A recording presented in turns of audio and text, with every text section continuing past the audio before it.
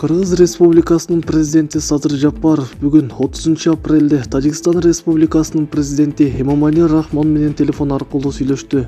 Өлкөлөрдүн аймактык бүтүндүгүн өз ара урматтоо принциптеринин негизинде жана ынак коңшулук маанайда конструктивдүү диалог болду. Мамлекет башчылары Кыргыз-Тажик мамлекеттик чек ара тилкесиндеги кырдаалды жана аны тез арада жөнгө салуу чараларын талкуулашты. Садыр Жапаров кыргыз тарап мамлекеттер аралык маселелерди диалог жолу менен чечүүнү жана Кыргыз-Тажик мамлекеттик чек арасындагы кырдаалды туруктуу абалда сактап калууну колдой турганын баса белгиледи.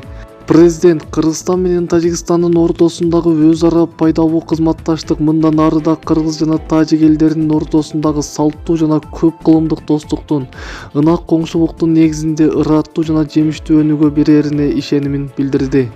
Мамлекет башчылары учурдагы түзүлгөн кырдаалды тынчтык жолу менен гана чечип, үстүбүздөгү жылдын май айынын экинчи жарымында Душанбе шаарында жолугуш өткөрүүнү макулдашышты. Кыргыз-Тажик мамлекеттик чек арасын делимитациялоо жана демаркациялоо боюнча тараптардын өкмөттүк делегацияларынын сүйлөшүүлөрү эртең 1 майда Баткен облусунда өтөт. Маалымат булагы Калина Байтерек Facebook баракчасы.